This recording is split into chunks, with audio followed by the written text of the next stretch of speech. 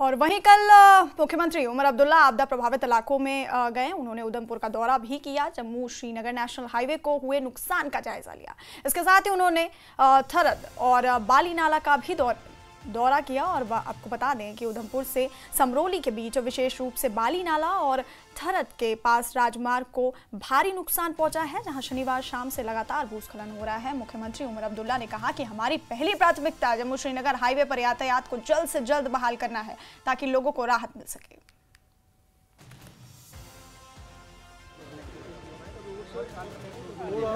वादी तक पहुंचाना शुरू करें।